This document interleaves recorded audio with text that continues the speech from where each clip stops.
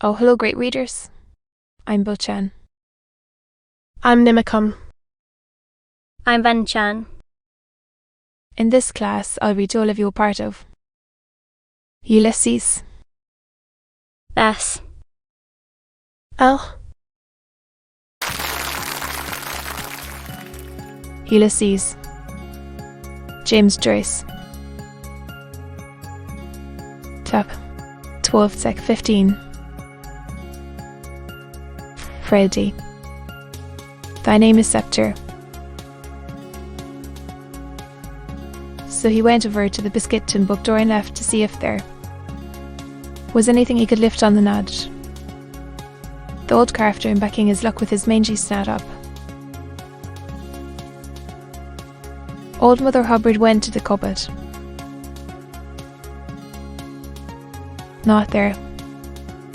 My child, says he. Keep your pick up, says Joe. She'd have won the money only for the other dog. And Jay.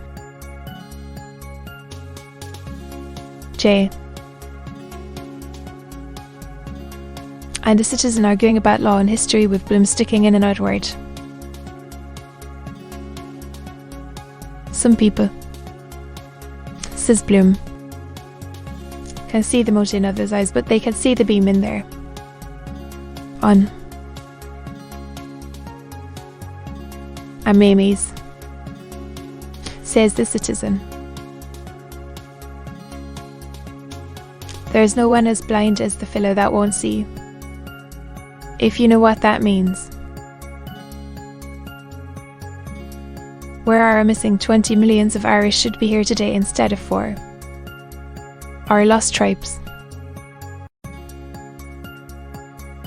And our potteries and textiles. The finest in the whole world. And our wool that was sold in Rome in the time of Juvenal, and our flax and our damask from the limbs of Antrim, and our Limerick lace. Our teneries and our white flint glass down there by Bellavoe, and our Huguenot poplin.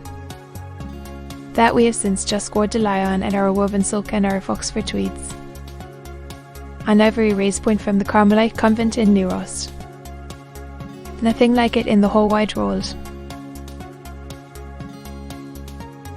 Where are the Greek merchants that came through the pillars of Hercules? The Gibraltar now guarded by the foe of mankind, with gold and tree and purple to sell in Wexford at the fair of Carmen? With Tacitus and Ptolemy, even Geraldus Cambrensis. Ein. Beltries. Condom Romauble. Silver from Tipperary. Second Dinan. Arthur from Torses even today. The Irish hobbies. With King Philip of Spain offering to pay customs duties for the right to fish. In our waters. What do the Yellow Jones of Anglia owe us for our ruined trade and our ruined hearths? And the beds of the Burrow engine, and they won't deepen with millions of acres of marsh and bog to make us all die of consumption? Astrilis' Portugal will be soon, says John Wise. Or Heligoland with its one tree of something is not done to reinforce the land. Larchers. There's all the trees of the conifer family are going fast. I was reading a report of Lord Castellan's. Save them, says the citizen. The giantess of Galway and the chieftain Olm of Calder with a foot of out bull, and an acre of foliage. Save the trees of Ireland for the future men of Ireland on the fair hills. Avile. Oh. Europe has its eyes on you, says Lenehan. fashionable international world attended in mass this afternoon at the wedding of the Chevalier. Jean Wise de Neelan. Grand Height she friend of the Irish National Firsters. Was Miss Verconifer of Pine Valley. Lady Sylvester Omshade. Mrs. Barbara Lovebirch. Mrs. Polash. Mrs. Holly Hazleys. Miss Daphne Bays. Miss Dorothy Kimbrake. Mrs. Clyde Twovidries. Mrs. Rowan Green. Mrs. Helen Van Gadding. Miss Virginia Creeper. Miss Goddess Beach. Miss Love Garth. Miss Blanche Maple. Mrs. Maud Mahogany. Miss Myra Myrtle. Miss Priscilla Aldefar. Miss Behanna Skull. Miss Grace Poplar. Miss Mimosa Sen. Miss Rachel Sidgerfriend. The Mrs. Lillian and Viola Lilac. Miss Timidity Espinal. Mrs. Kitty G. Moss. Miss May Hawthorne. Mrs. Gloria Napomi. Mrs. Leona Forrest. Mrs. Urbilla Blackwood and Mrs. Norma Holyoake of Ocombe Regis graced the ceremony by their presence. The bride who was given away by her father, the McConifer of the Glens, looked exquisitely charming in a creation carried out in green mysterious silk, moulded on an underslip of gloaming grey, sashed with a yoke of broad emerald and finished with a triple flounce of dark red fringe, the scheme being relieved by bretelles and hip incisions of acorn bronze.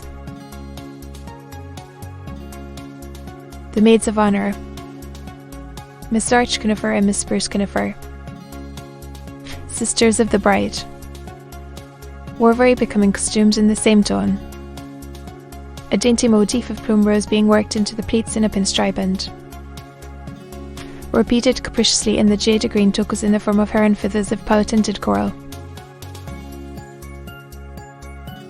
St. Enrique Flora presided at the organ with his one-hour ability and, in addition to the prescribed numbers of the nuptial mass, played a new and striking arrangement of woodmen.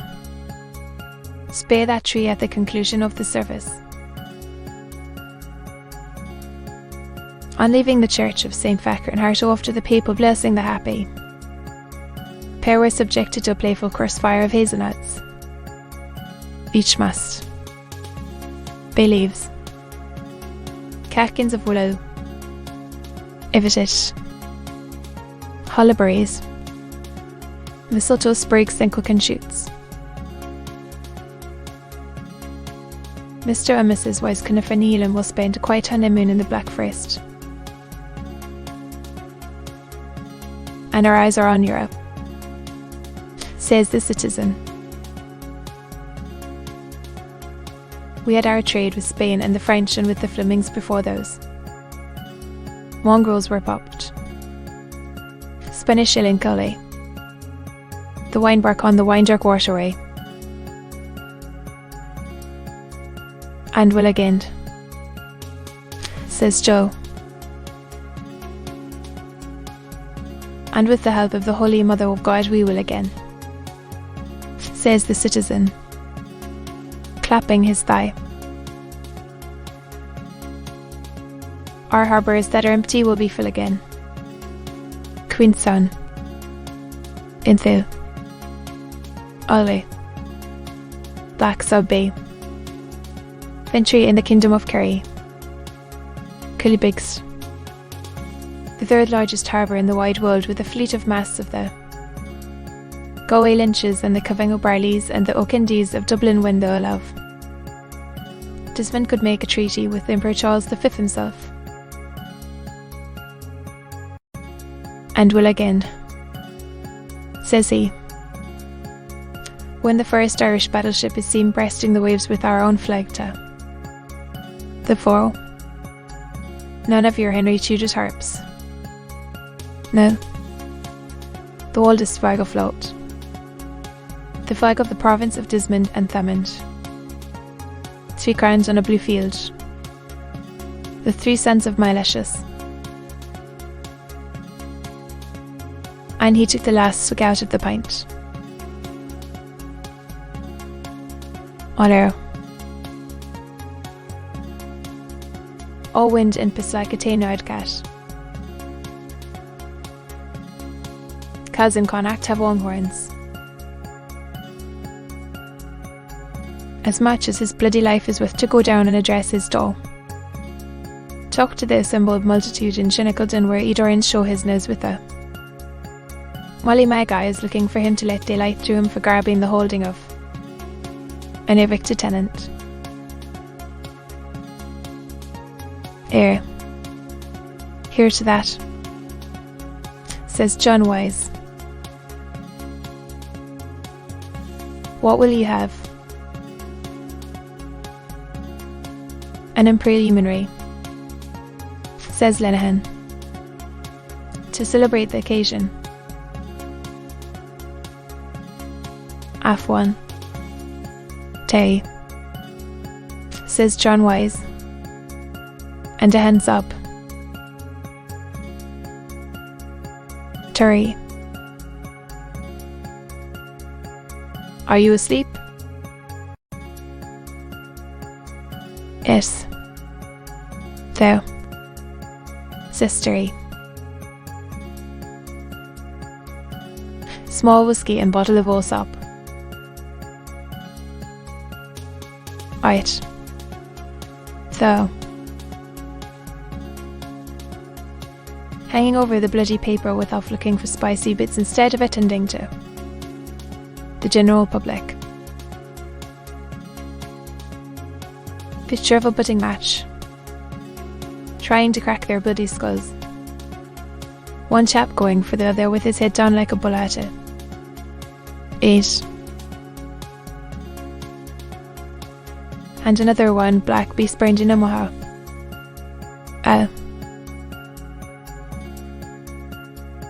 A lot of Didwood Dixon slough chats and they firing at a Sambo Strun. Up in a tree with his tongue out and a bonfire under him. Or up. They ought to drown him in the sea after and electrocute and crucify him to make sure of their job. But what about the fighting navy? Says Ned. That keeps our foes at bay. They'll tell you what about it, says the citizen. Hell upon earth it is. Read the revelations that's going on in the papers about flogging on the training ships at Portsmouth.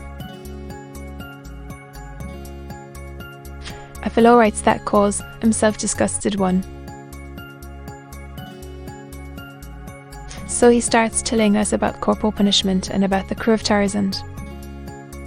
Officers and rear admirals drawn up in cotas and the parson with his Protestant Bible to witness punishment and a young lad brought out, howling for his morrow. And they tie him down on the butt of a gun. Aram Bendazin, says the citizen, was what that old ruffian Sir John Beresford called it, but the modern God's Englishman calls a caning on the breach. 'Tis a custom more honoured in the breach than in the observance. Then he was telling us the master at arms comes along with a long cane, and he draws out and he flogs the bloody backside off of the poor lad till he yells mail and murder. That's your glorious British Navy, says the citizen. That busses the earth. The fellows that never will be slaves, with the only hereditary chamber on the face of God's earth and their land in the hands of a dozen gamhogs and cotton ball barons. That's the great empire they boast about of trudge and observes, on which the sun never rises, says Joe. And the tragedy of it is, says the citizen, they believe it. The unfortunate youths believe it. To be continued.